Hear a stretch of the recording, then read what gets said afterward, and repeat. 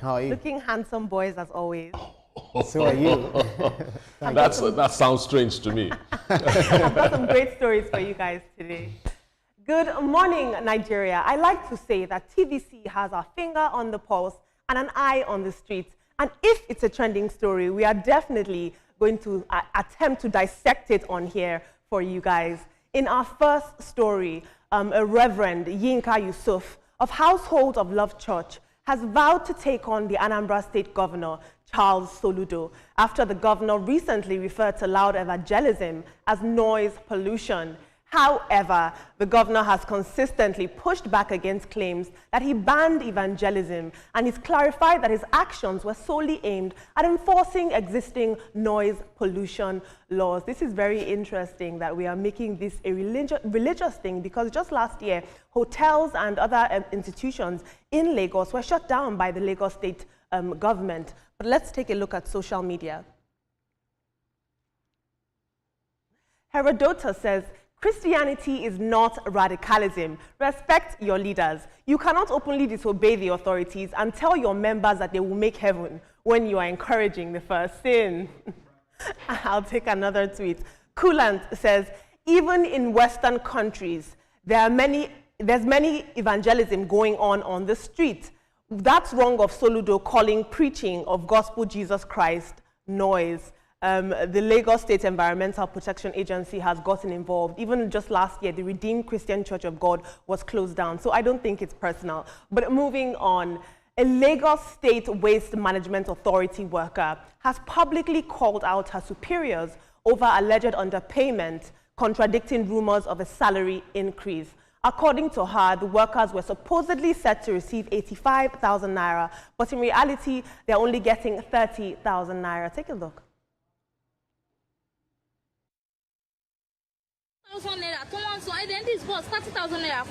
Nigerians, please help us. Out of 85,000 naira, we are only being paid 30,000 naira for almost 6 months. 85,000 naira. Nigerians, please help us.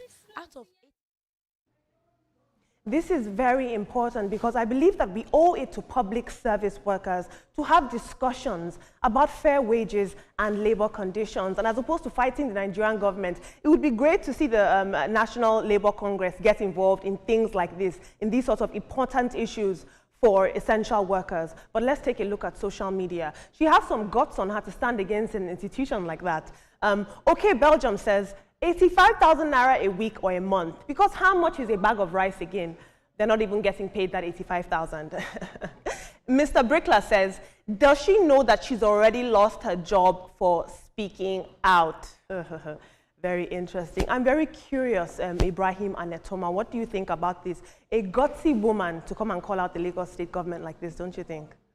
For me, she came out of frustration. You know, they do the street work, they are in the sun, they are in the rain, they are all that. And if they have been told that this is what you're going to get, they started planning towards it, you understand?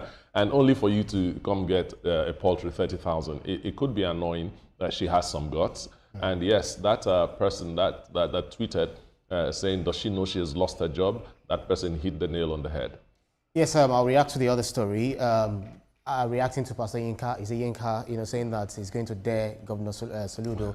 I feel that he's taking it too far, and he's just being overly sentimental. He should read the Bible. The Bible does not allow you to disturb others when you're praying. As a matter of fact, you find it in Amos, you find it in Ecclesiastics, you find it in Romans. I'll just give an example. Ibrahim, for instance, I'm impressed. In Matthew 6:5-6, I'll tell the pastor, the Bible says, and when you pray, do not be like the hypocrites, for they love to pray standing in the synagogues and on the street corners to be seen by others. But when you pray, go into your room, close the door, and pray to your Father who is unseen. And I'll say it ditto to the other faith, talking about the Islamic faith, during Eid prayers, Friday prayers, when they block the roads and all that. This is completely abnormal. You have to seek, government's permission for you to do that. And there has to be alternative routes. Because the Quran also forbids anything that would make you do anything. I don't want to sound like a preacher, but there is the saying of the Prophet that says that that we should be merciful to ourselves and we should not do things that would hurt the other our fellow human beings. So we should be merciful when it comes to. So when you want to preach, the social media is there. The world has gone digital. Why do you have to block the roads for Ibrahim, you to drive home your points? while I agree with you and I don't support noise pollution whatsoever, the same Bible does also say that we must be bold and courageous to talk in front of the public. It says that in Corinthians, I believe. It says, grant your servant boldness and courage to evangelize, essentially. But I hear what you're saying. Or make noise. I hear what you're saying. The issue is not the preaching. Absolutely. The issue is the level of noise. Exactly. Which there's a law that says there's a particular decibel you can't go higher than. If you go higher than that, you're committing anyone who an does offense. this should be picked up. And I think religious institutions should be the one to set a good example, if you ask me. You know what I mean? Absolutely. Thank you so much, Ibrahim. Passionate as always. Moving on now in our next story. The Association of Igbo Town Unions isn't holding back in its rejection of the federal government's plan to acquire land in Imo and other southeast states for cattle ranching under the 2025 national budget. They've called the move suspicious, provocative, and unfair, arguing that ranching is a private business that should not be funded with public monies. And they're asking a very big question. They're asking, why is the government prioritizing cattle owners while Igbo entrepreneurs struggle to acquire land for their own businesses? I do understand the sentiment of fear that's going on right now with this Igbo union, because we've seen herdsmen killings going on in recent times in the news and for years now in Benue, in Delta, in Ondo, in Nasarawa. It's rampant with killing, so that ranching comes with the fear of an influx of herdsmen. But let's take a look at social media. Sunday says they have a right to protect their land and interests. The federal government should consult them properly. And we'll take another tweet. Temidayo says, ranching is acceptable as long as herdsmen are not moving cattle about. I hope that they're able to find a collaboration on this. Moving on now, in a bizarre story, a 36-year-old man, Collins Leitich, has been arrested in Uasin Gishu County, Kenya, for setting up and running a fake police station for over 6 months. Now, this police station was allegedly painted in official Kenyan police colors, and it was complete with detention cells and even an office. Well, he successfully fooled locals, including the area chief, into believing that his police station was legitimate. Authorities are saying that he's known for his close ties to former members of parliament, and he used these said connections to gain trust and operate undetected. My question is, how did he manage to pull off such an audacious scheme for more than half a year? He's taking it past civilian arrest at this point, but let's take one tweet for this story. Let's take one tweet. Hadan says, this guy has helped the government set up a police post. The Ministry of Interior should just send police officers to man the post. Simple. And finally, in international news, a political hearing in the United States was abruptly cut short after Republican lawmaker Keith Self referred to Sarah McBride, the country's first openly transgender member of Congress, using the wrong gender.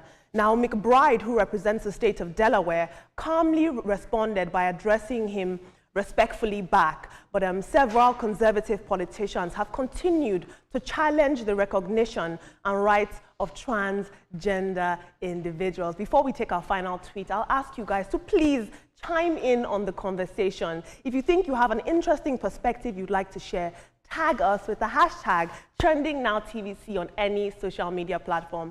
I promise you that we are listening. It doesn't even arise in Nigeria, this issue of transgender rights, Ibrahim and Etoma. It doesn't even arise. You are a Mr. or you are a Mrs. And it's as simple as that. That's simple, and that's what I like about it. It's either you are male or you're female. Simple. That's it. Well, thank you very much, Lemide. Absolutely. So talking about the land issue, the cattle ranching and all of that, we have examples on the international international, what's it called, countries to learn from. In Brazil, for instance, one of the largest, funders of livestock production, agriculture, and all of that. They do that. You find it in the European Union. You find it in the United States, Canada, UK, etc. So we should just be able to. We should be able to look inward and see what can we do. And the government is saying that we are doing this. There was a committee, and there was a recommendation led by former INEC boss, Jega, who made this known. And I think he was just made the chairman of the livestock thingy. So we should just look inward. What can we do to ensure that we boost our own agricultural resource? Yeah. And talking about, let's go to Kenya for a bit. That story is very funny. When you have something like that happening on the African soil, a man single-handedly running a police post, a police station. Give it to him, you guys. And I also saw another story. I mean, just a comment saying that there was a lawyer that practiced for several years, also winning case against bona fide lawyers. How? Are you serious? So it's quite funny. But then these individuals are recognizing lapses in government, and it's funny, but they're stepping in. If there wasn't a gap to fill, they wouldn't be able to do this. Yes, you might be right when you say if there wasn't a gap to fill. My question is, why a police post? People who want to go into any venture for profit. Are you starting a police post to make money? How do you intend to make the money? Or you just want to feel your mind that, look, I can do this. Look, I can do this. And when it comes to the ranching thing, Ibrahim, those countries you called, those big ranches and the rest are privately owned. And what government does is subsidize their products, their inputs, agricultural inputs, and so on. I think that ranching, yes, is a private kind of business. What government should do is to support, just like every other place as it obtains in other climes. We wouldn't want this issue to become another national drama. Absolutely, and I think with the tensions between the East and the North, the government has to be very tactful and use a lot of skill in, I would say, arbitrating this new move that they're trying to do.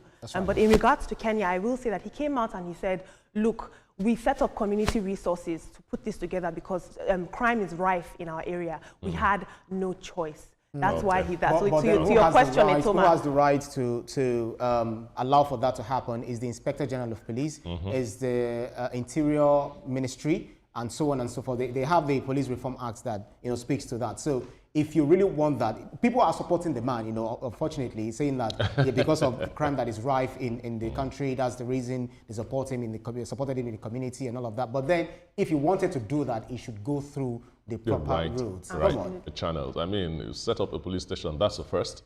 That's the first. Can you imagine being detained for 6 months? Come on. Can you imagine being detained for 6 months only to come out and find out that the police station is fake? You were detained in a fake police station. Wow. I will sue the person. I will make sure I detain the person. And I read a little bit of that story that says government officials were actually patronizing the police station we are talking about. Well, that goes to show that guy is he's close genius. To someone in the parliament. So they need to elect him into public office. People trusted him because of that. That's why he's able to go.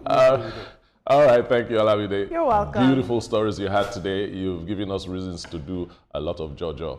Now, let's tell you that the views and reactions of all our resource persons are theirs and have no connection with TVC News. My name is Etomaedu. I want to thank you for being with us from the beginning of the program till now, and I wish you have a beautiful day. Do remember, we have a heat wave warning. Dress light.